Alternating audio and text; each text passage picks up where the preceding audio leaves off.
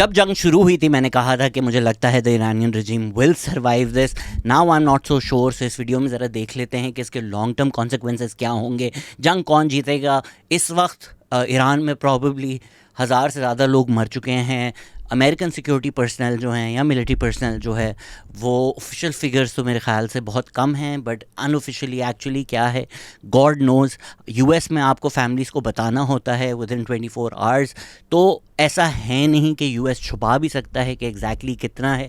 Social media पे तो rumours बहुत ज़्यादा हैं, but most likely the numbers are not very high. पर बियॉन्ड जस्ट दिस इन चीज़ों में नहीं फैसला होता कि आपने कितने मारे, उसने कितने मारे, स्कोर बोर्ड नहीं होता जंग। देख लेते हैं आज के जंग कौन जीतेगा। तो मैंने आपको पूरा बताया था कि जब एक सुप्रीम लीडर को इलेक्ट करना हो तो उसका क्या प्रोसेस होता है। तो वो जो बॉडी ऑफ एक्सपर्ट्स वो इकट्ठा हुई थी नया सुप्रीम लीडर इलेक्ट करने के लिए, इजराइल ने उनको भी बॉम्ब कर दिया। कोई क्लैरिटी नहीं है कि वहाँ कितने लोग मौजूद थे, कितने लोग नहीं मौजूद थे, कितने लोगों का इंतकाल हुआ है, कितने लोग बच गए हैं। But you see what Israel is doing. ये भी खबरें आ रही थी सोशल मीडिया पर कि जो नए डिफेंस मिनिस्टर बने थे, रिमेंबर खामिनी के साथ उनके डिफेंस मिनिस्टर भी जो थे ईरान के, उनको भी मार दिया था। तो खबरें सोशल मीडिया पे तो ये चल रही हैं कि जो नए डिफेंस मिनिस्टर बने हैं उनको भी मार दिया है। ये अब तक वेरीफाई नहीं कर सका मैं पर्सनली। जो इंडियन न्यूज़ हैं उन्होंने ऑलरेडी ये रिपोर्ट कर दिया है, but right now in the fog of war it's very difficult to know what is true and what is not. खबरें चल रही हैं कि पहले दिन जो रिपोर्ट हुआ था कि अहमदनेजाद हैज़ बिन किल्ड, अब लोग कह रहे हैं कि नहीं ही स्टिल अलाइव। एक वीडियो चल रही है लेकिन वो एक्चुअली एक पुरानी वीडियो है that people are posting saying कि ये रीसेंट वीडियो है। Impossible to know what is true right now. What is absolutely clear is कि ईरान की जो भी लीडरशिप आएगी उसको टारगेट किया जाएगा, इंश्योर किया जाएगा कि रजीम कोलैप्स कर जाए। अगर तो बॉडी ऑफ एक्सपर्ट जो है उसको मार दिया जाता है, this is something that will be difficult to come back from, क्योंकि ये इलेक्टेड 88 मेंबर्स होते हैं। तो इस हालात में इलेक्शन तो हो नहीं सकते कि एक और बॉडी इलेक्ट हो, वो लोग जो हैं वो फिर नया सुप्रीम लीडर बनाएं। जो टेम्प्रेरी सेटअप है पाकिस्तानी लैंग्वेज में उसको केयर टेकर सेटअप बोल लें। President, chief justice and a member of the guardian council वो केयर टेकर तरीके से रजीम चला सकते हैं, या कोई और जो कॉन्स्टिट्यूशन में नहीं दिया हुआ रास्ता, उस रास्ते के थ्रू, कंसेंसस के थ्रू एक सुप्रीम लीडर एक और सेलेक्ट कर सकते हैं। But as much as we applaud the contingency plans of Iran, we must also realise कि भाई इस चीज़ की एक लिमिट होती है। जून में लीडरशिप को टारगेट किया गया, फिर लीडरशिप को इस दफ़ा रिमूव किया गया। अब जो नई लीडरशिप आई उसको भी रिमूव कर देंगे, तो फिर अगला क्या, अगला क्या, अगला क्या, मतलब at how many layers deep can you possibly build leadership या कंटिजेंसी प्लान्स। इवेंचुअली तो वो कोलैप्स करेगा ही करेगा। दूसरी तरफ ईरान का जो मिलिट्री इंफ्रास्ट्रक्चर है उसको बहुत ज़्यादा टारगेट किया गया है। अभी खबरें ये भी आ रही हैं कि कुवैत के ऊपर एक ईरानियन जेट जो है उसको शूट डाउन कर दिया है। दूसरी जो खबर है कि कुवैत ने फ्रेंडली फायर में 3 यूएस जेट्स जो हैं वो गिरा दिए हैं। मेरी नज़र में ये BS साउंड करता है। ईरान ने खुद क्लेम किया है कि हमने गिराए हैं, यूएस और कुवैत कह रहे हैं कि कुवैत के फ्रेंडली फायर से हुआ है। इट जस्ट साउंड्स अनबिलीवेबल, क्योंकि 3 मिसाइल्स कुवैत के जहाज़ से निकले, वो तीनों ने हिट कर दिया और वो तीनों यूएस जेट्स को हिट कर दिया, डायरेक्ट हिट कर दिया, तीनों गिर गए। ये जो सिस्टम्स हैं ये सारे के सारे यूएस सिस्टम्स हैं। वो इतने भी पागल नहीं, ये मतलब गली में आप एक दूसरे के साथ लेज़र टैग नहीं खेल रहे कि मैं वहाँ गन मार रहा था वहाँ लग गई। इतना भी नहीं मजाक होता कि हमने 3 मिसाइल मार दिए, तीनों के तीनों वो फ्रेंडली फायर थे, वो गलती से लग गए, गिर गए। I do think they don't want to admit कि ईरान ने गिराए। भी एक वीडियो चल रही है कि तेहरान के ऊपर एक फाइटर जेट गिरा दिया है। अगेन अनवेरीफाइड सोशल मीडिया पर खबरें चल रही हैं, गॉड नोज़। इसराइल ने दूसरी तरफ वीडियोज़ रिलीज़ किए हैं कि F4 और F5, मैंने पिछली वीडियो में भी कहा था कि उन्होंने वो डिस्ट्रॉय किए हैं। दूसरी तरफ 2 दिन पहले IDF ने कहा था कि जो मिसाइल लॉन्चिंग टेक्नोलॉजी या कैपेसिटी है ईरान की वो हाफ़ हो गई है। पिछले 2 दिनों में जो और जगहों से रिपोर्ट आ रही है कि वो और भी ज़्यादा कम हो गई है, प्रॉब्ली एक और हाफ़ हो गई है, तो 20 to 30% अब रह गई होगी। सबसे वरीइंग बात है कि US ने B-52 बॉम्बर्स भेजना शुरू कर दिए हैं बॉम्बिंग के लिए। B-52 जो हैं वो 70 साल पहले बने थे, 1952 के वो जहाज़ है, तो वो US क्यों भेज रहा है? US ने पहले भेजे B-2 बॉम्बर्स आपने देखे होंगे, वो खूबसूरत से जो that black V, those are stealth bombers. उनको ना डिटेक्ट करना वर्चुअली इम्पॉसिबल होता है। उसके थ्रू उन्होंने एयरक्राफ्ट डिफेंस जो है ईरान का वो डिस्ट्रॉय किया होगा। उसके बाद कल खबर आई थी, कल छपी है तो प्रॉब्ली परसों हुआ होगा, B-1 बॉम्बर्स जो हैं जिनमें उस तरह की स्टेल्थ टेक्नोलॉजी नहीं है, but still are harder to detect for the radar. उन्होंने जाकर बॉम्ब किया, और फिर 17 घंटे पहले जो खबर छपी है उसमें है कि B-52 bombers were now use. B-52 bombers detect हो जाते हैं, रेडार पे आ जाते हैं। तो अगर तो यूएस कंफर्टेबली B-52 बॉम्बर्स भेज रहा है कि जाओ बेटा बॉम्ब करके आओ, देन यूएस को भी पता है कि कोई रिस्क एज सच इतना बड़ा नहीं है। रिस्क तो ये भी है कि हमने जब जहाज़ भेजे थे तालिबान बाइनोकुलर लेके गन लेके बैठे हुए थे कि गिरा दें, तो गिर तो सकता है, लेकिन जो कन्वेंशनल एयरक्राफ्ट डिफेंस होता है, the US must have destroyed that capacity altogether of Iran to be comfortable enough to be like अब B-52 बॉम्बर्स भी हम भेज सकते हैं, ईरान नहीं गिराएगा। तो अगर तो ये कन्वेंशनल वॉर होती है, आप समझें गेम इज़ ओवर, क्योंकि अगर आपके पास यही कैपेसिटी नहीं कि आपके ऊपर जहाज़ आएँ और आप उनसे डिफेंड कर सकें, ये वो गेम ऑफ थ्रोन्स है कि once dragons came into the picture, आपकी जितनी भी बड़ी आर्मी हो, जब आप ड्रैगन के खिलाफ कुछ कर ही नहीं सकते तो आप क्या करेंगे। तो कन्वेंशनल वॉर होती अगर, तो बात ख़त्म हो चुकी थी। अब जब चाहे जहाँ चाहे US air force, Israeli air force Iran में बॉम्ब कर सकती है और Iran is sitting ducks. But ये कन्वेंशनल वॉरफेयर नहीं है, एसिमेट्रिक वॉरफेयर है ये।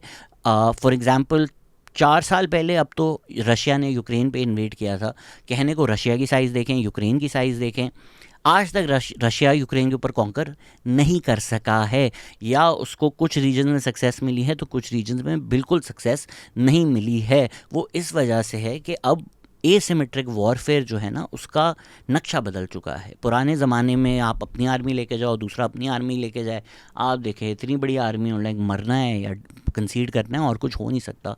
ड्रोन टेक्नोलॉजी ना एसिमेट्रिक वॉरफेयर बहुत ज़्यादा तब्दील कर दी है। यूक्रेन ने बहुत ज़्यादा ड्रोन्स यूज़ किए हैं to ensure their ability to fight back. उसी तरह ईरान का, मैंने आपको पहले भी बताया, बहुत ही एक रोबस्ट ड्रोन प्रोग्राम है।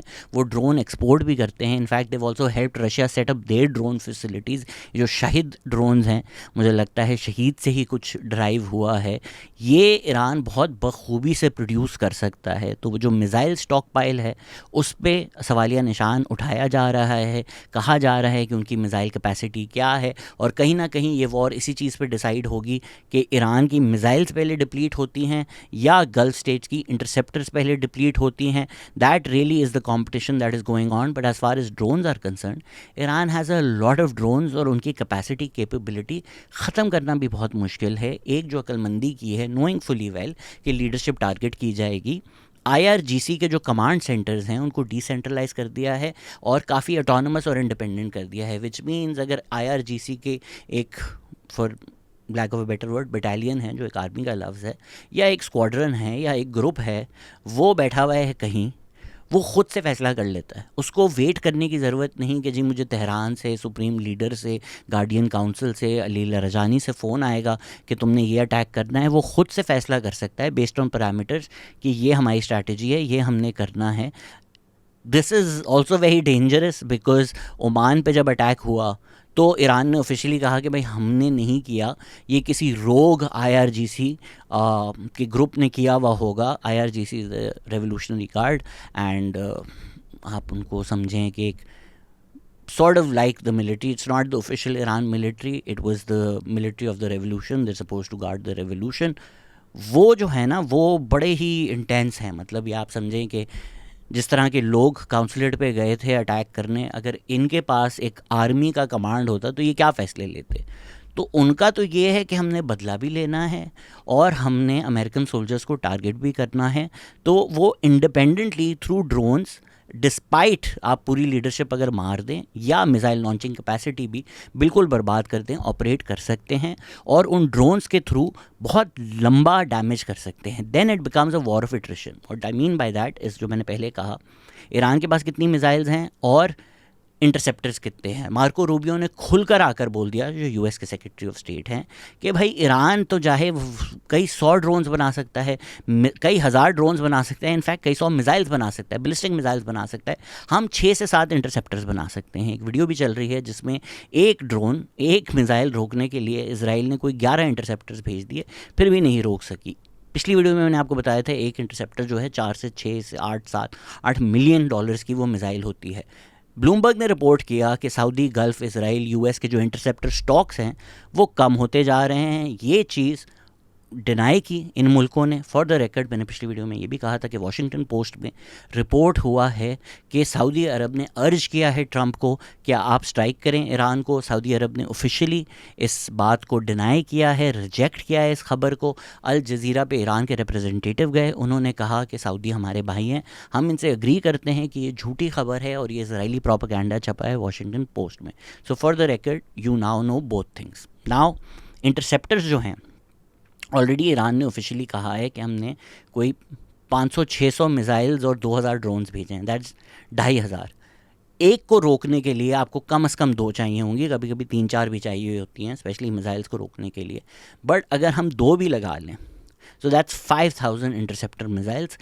रिमेंबर ईच वन कॉस्ट रफली ऑन एवरेज, अगर हम 5-6 मिलियन लगा लें, 5-6 मिलियन इंटू 5000, ये क्या कॉस्ट हो जाती है। So you have to spend like over $10 million to defend against a $10,000 drone. Israel को टेंशन नहीं, बिकॉज वो जब तक आप ड्रोन भेजेंगे वो ईरान से निकलेगा, इसराइल तक पहुंचेगा, बीच में जॉर्डन ही मार गिराएगा, उनको नहीं टेंशन। बट गल्फ स्टेट्स को तो बहुत टेंशन है, बिकॉज आप अगर सोचें कि क्यों 10 मिलियन खर्च कर रहे हो, तो आप इस तरह सोचें कि मैं 20,000 का एक शहद ड्रोन है उसको भेजता हूँ, वो जाके बचता है बुर्ज खलीफा में, उससे दुबई टूरिज़्म को कितना नुकसान होगा, probably $100 of millions।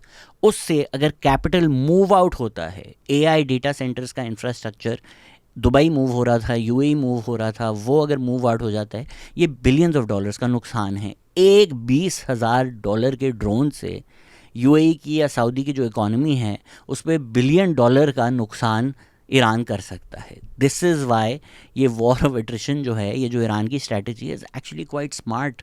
They have put a real price on this war and they are also creating a future deterrent कि भाई चलो आज अगर आपने पूरा नहीं किया मुकम्मल काम, तो कल को जब आप बैठेंगे और सोचेंगे कि यार ईरान पे वापस बॉम्ब मारते हैं, आपको भी 10,000 दफ़ा सोचना पड़ेगा। Even though officially gulf states कह रहे हैं कि अगर ईरान को ये लगता है कि हम US पे प्रेशर डालेंगे क्योंकि वो हमें अटैक करें, तो हम ऐसा नहीं करेंगे। But I do think in private वो लोग ऐसा कर रहे होंगे। सऊदी इकॉनमी, UAE की इकॉनमी ऑयल पे चलती है और टूरिज़म पे चलती है। पिछले कुछ सालों से उनको जब पता है कि ऑयल का जो इन्फ्लुएंस है वो वेन हो रहा है, ऐसा नहीं है ऑयल इरेलेवेंट हो गया, बट इन्फ्लुएंस कम हो रहा है, तो उन्होंने हेविली टूरिज़म, कॉन्सर्ट्स कराओ, फुटबॉल कराओ, रोनाल्डो लाओ। रोनाल्डो खुद एक जहाज़ पकड़ के भाग गया जब जंग शुरू हुई। If that gets affected, if all of these investment tax haven image जो है, जो इनफैलिबिलिटी थी एक UAE की, वो डिस्ट्रॉय हो जाती है, तो ओवर टाइम ये millions and hundreds of millions का नुकसान है इन मुल्कों के लिए। विच is why they can't even afford कि अगर वो 5,000 ड्रोन भेजे ईरान, उसमें से 5 भी अगर जाकर किसी बहुत बड़े आइकॉनिक जगह पे गिर जाएं, I mean imagine Fairmont hotel पे गिरा ना, उन्होंने बोला चलें वो डिब्रीज थी, सिर्फ उस इंसिडेंट से कितना नुकसान हुआ होगा दुबई टूरिज़्म को। 1-2 फ़्लाइट्स खुली और लाखों लोग लग गए थे कि भाई खुदा के वास्ते हमें यहाँ से बाहर लेकर जाओ। This is what Iran can do with $20,000। That जो है terminal high velocity air defence system, Iran कह रहा है उन्होंने 2 डिस्ट्रॉय कर दिए हैं। मैंने आपको पिछली वीडियो में कोड के साथ भी बताया था, जो कतर का है ANF FPS 132 US रेडार, वो भी डिस्ट्रॉय कर दिया है। तो ये $billions of का नुकसान है। अब ये भी बड़े एक ख्यालात, तासुरात चल रहे हैं कि जो एयर डिफेंस सिस्टम्स हैं, इसराइल को तो आपने ज़्यादा दिए हुए हैं, हमें आपने कम दिए हुए हैं, हमें आपने छोड़ दिया है। थोड़ा मिस रिपोर्ट हो रहा है कि एक सऊदी ऑफिशियल ने कहा, सऊदी ऑफिशियल ने नहीं कहा। अल जज़ीरा पे एक सऊदी एनालिस्ट ने कहा कि भाई the US has sort of abandoned, तो टू हार्श अ वर्ड, पर हमारी जगह औरों को, इसराइल को स्पेसिफिकली प्रायोरिटाइज़ किया। अब ये भी खबरें आ रही हैं कि साउथ कोरिया से शायद एक थैट सिस्टम वो लेकर आएंगे to protect the gulf.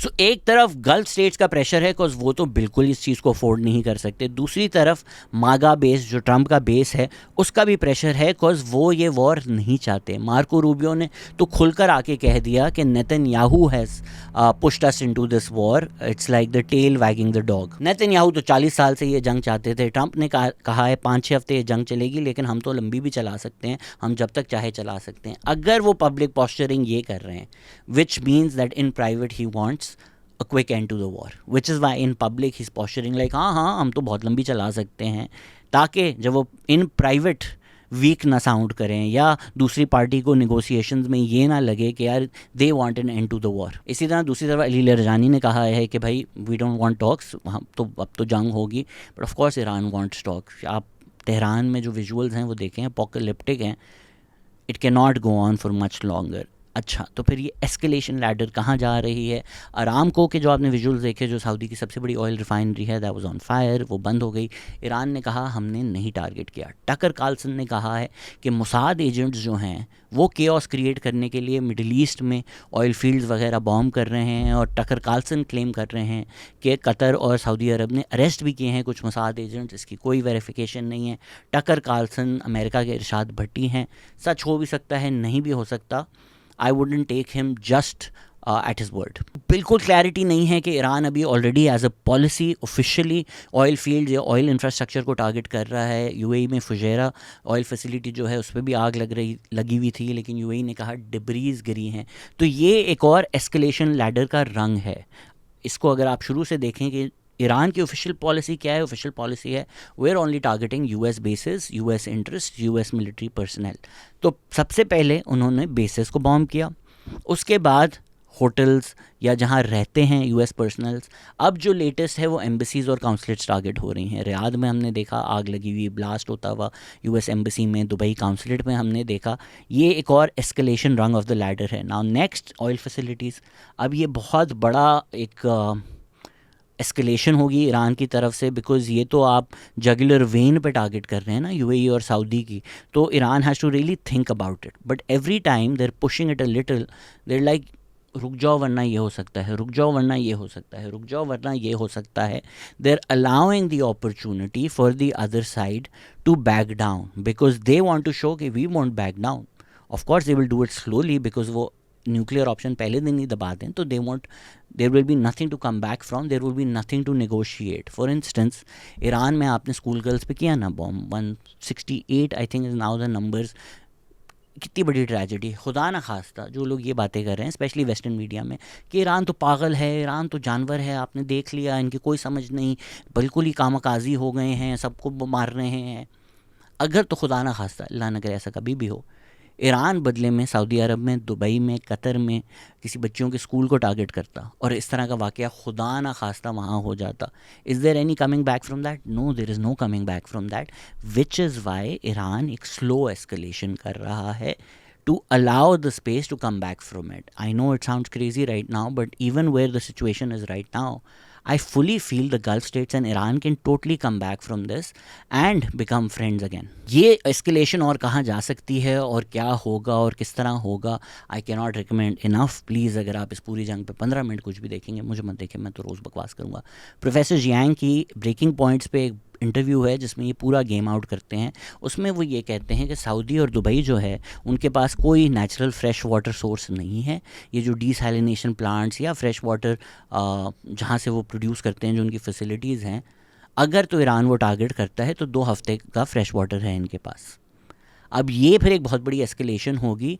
So as much as Iran is sitting ducks, the Gulf states are also sitting ducks. Interceptor missiles का तो मैथ है, इट्स बेसिक मैथ। अगर तो वो ख़त्म हो जाएंगे तो फिर ईरान के ड्रोन्स को कोई नहीं रोकेगा, और फिर ईरान जो है अगर fresh water facilities, food facilities, state of Hormuz मैंने कहा था वो बंद कर देंगे, उन्होंने बंद कर दिया। वहाँ से भी खाना पीना, जीना, ऑयल, सब कुछ आता जाता है इन मुल्कों का। फिर क्या होगा?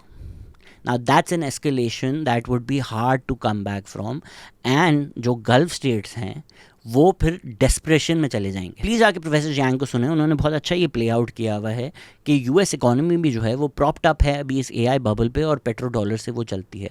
तो अगर तो सऊदी की इकोनॉमी, यूएई की इकोनॉमी ये क्रैश करती हैं तो ये जो सारा पेट्रो डॉलर्स या जो ये एआई इकोनॉमी का फंड जो है, डेटा सेंटर्स आप लोग बना रहे हैं, अमेज़ॉन का एक डेटा सेंटर यूएई में ऑलरेडी, दुबई में आई बिलीव बॉम्ब हो चुका है, ये जब कोलैप्स कर जाएगा तो यूएस इकोनॉमी कोलैप्स कर जाएगी। So beyond just their defence contracts, the US needs the states for their economy to live.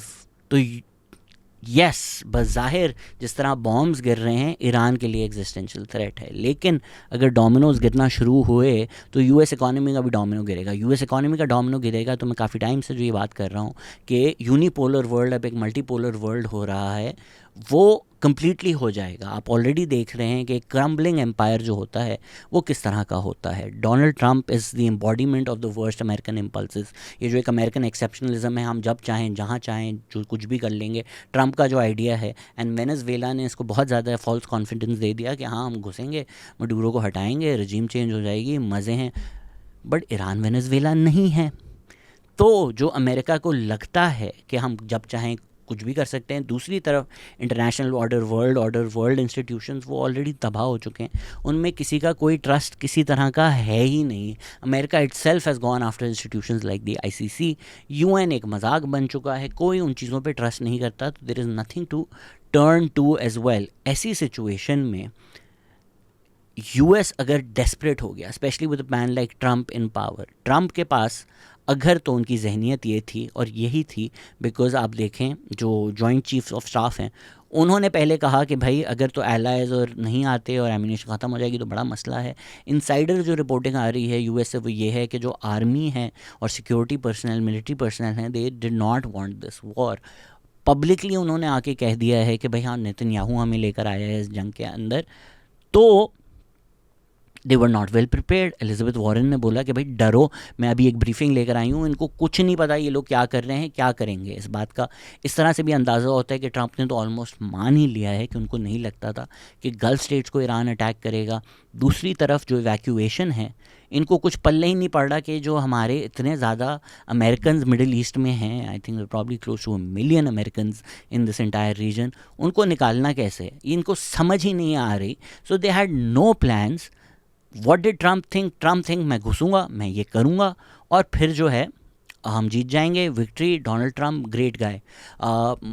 As much as that interview is great, but I would highly recommend, जो घंटे का lecture है और साल पुराना है प्रोफेसर जियांग का, जिन्होंने पूरी की पूरी स्ट्रैटेजी बता दी है। वो हिस्ट्री ऐसे बता रहे हैं, वो फ्यूचर प्रेडिक्शन ऐसे बता रहे हैं जैसे हिस्ट्री हो, and it's playing out like that. तो ट्रंप अगर इंक्रीजिंगली डेस्परेट हुआ तो ट्रंप नहीं रुकेगा, even to the extent of threatening a nuclear bomb. Trump को जो चाहिए वो उसको नहीं मिलेगा। प्रोफेसर जियांग आर्ग्यू कर रहे हैं कि दुनिया की तारीख में कभी ऐसा नहीं हुआ कि कोई रजीम चेंज हुई है without boots on the ground, और अगर बूट्स ऑन द ग्राउंड आ गए, मैंने IRGC आपको ऑलरेडी समझा दिया है। दूसरी तरफ तालिबान ने जो किया था, एक उनको फ़ायदा ये था कि माउंटेनस टेरेन थी। तेहरान को आप देख लें, आप कैसे वहाँ बूट्स ऑन द ग्राउंड उतारेंगे, आप किस तरह लड़ेंगे। और जो एक आइडिया था कि भाई हम तालिबान से कैसे लड़ें, ये तो खुद मरना चाहते हैं, आप वो भूल जाएंगे। शिया रिलीजन, शिया कल्चर में तो शहादत से बेहतर, शहादत से ऊपर कोई चीज़ ही नहीं है। ये जो एक आइडिया है, live like Ali die like Hussain, even Khamenei जो हैं, आपने उनको मिथिकल फिगर बना दिया है कि रमज़ान के महीने में उनको शहीद कर दिया है। Now the country will rally around him. How will you defeat them?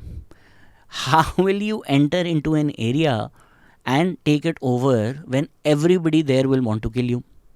Bye all means necessary, वो सुसाइड ब्लास्ट हो, वो खुद मर जाएं, वो खड़े रहें कि आप हमें गोलियां मारें, हम यहाँ से नहीं हट।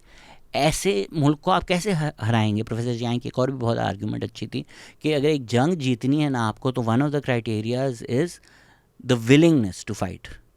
US की नहीं होती विलिंगनेस टू फाइट। वियतनाम में जो उनकी willingness to die for their cause, the willingness to suffer for their land थी, उसकी वजह से US हार गया। एंड अगेन ये भी एक डिबेट है कि how do you determine who lost who one. कहने को अफ़गानिस्तान में US हार गया, बट US ने 20 साल बॉम्ब करके फ्लैटन कर दिया था अफ़गानिस्तान को। तो डिड दे लूज़? इसराइल ने फ्लैटन कर दिया है गाज़ा को। दुनिया में कभी इतने छोटे से एरिया में इतने ज़्यादा बॉम्ब नहीं गिराए। आज भी इसराइल गाज़ा में घुसकर उसको कंट्रोल नहीं कर सकता। तो इसराइल जीता है या फ़लस्तीन जीता है, I am not sure. So by these parameters, professor Jiang जो आर्ग्यू कर रहे हैं कि US के will get pulled into the Iran trap, वो बूट्स ऑन द ग्राउंड भेजेंगे, वो फिर जब जाएंगे तो वो मरेंगे, और वो ओवर द ईयर्स मरते जाएंगे till US will concede and leave. अगर तो ये सब प्ले आउट नहीं भी होता, already the gulf is reassessing its security situation. Europe ने तो खुल के आके बोल दिया है कि अब हम अमेरिका पर रिलायंट नहीं हो सकते फॉर आवर सिक्योरिटी। नेटो का फ्यूचर क्या है किसी को नहीं पता, UN का फ्यूचर क्या है किसी को नहीं पता। तो ये जो अमेरिकन इंस्टीट्यूशंस थे, आई नो ग्लोबल इंस्टीट्यूशंस थे, but we all know America was the most influential one, उनका एक कोलैप्स हो चुका है।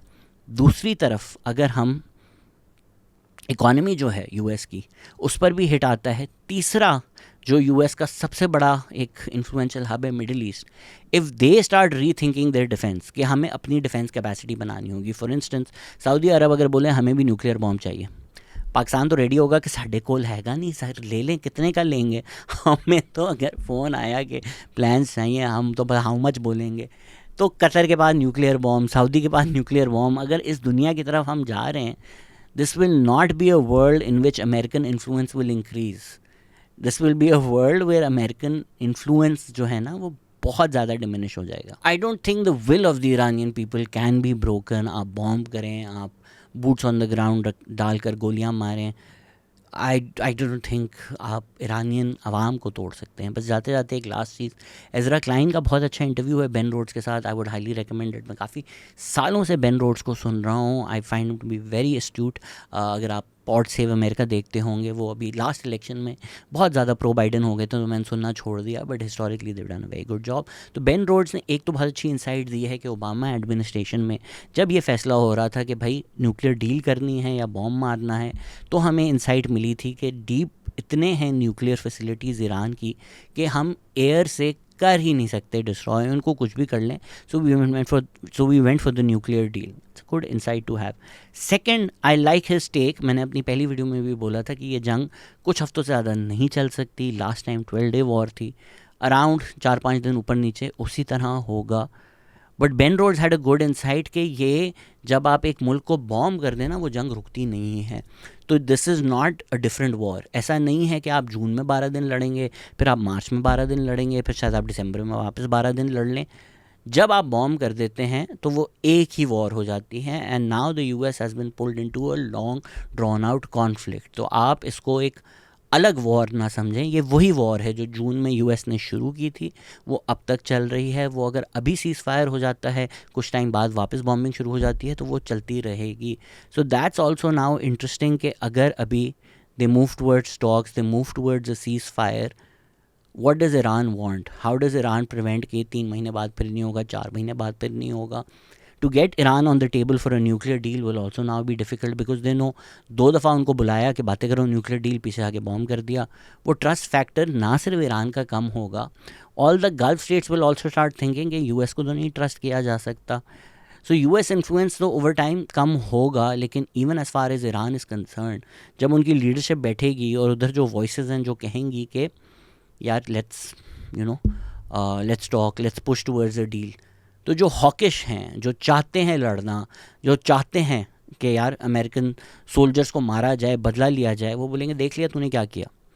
This is the problem where Trump thinks कि मैं बुली हूँ, मैं जाऊँगा, मैं बोलूँगा मेरा न्यूक्लियर बॉम्ब है, सब सर झुका देंगे। When that bluff is called out कि अच्छा चलो, ईरान को आपने ये डराया हुआ था ना कि हम बॉम्ब कर देंगे, टू बिलीव इन बॉम्ब कर देंगे, अब आपने कर दिया, सुप्रीम लीडर भी मार दिया। अब अगर आगे बोलें आगे क्या ही करोगे, चलो फिर लड़ते हैं। अगर तो आप ये एग्जिस्टेंशियल बना रहे हो ईरान के लिए, अगर तो आप और इसको इतना पुश करते हो वेयर ईरान फील लाइक कि अब तो बस जीना है या मरना है, and they go for the nuclear option. I don't mean literally the nuclear option, I mean they give it all that they have, they go to a place where think we won't come back from this।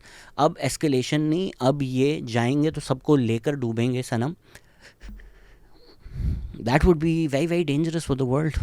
तो क्या ये world war 3 trigger कर सकता है? I think सब parties को क्या चाहिए, क्या होगा, वो एक अलग वीडियो में डिस्कस होना चाहिए, बिकॉज वो एक लंबा डिस्कशन है। So maybe the next video.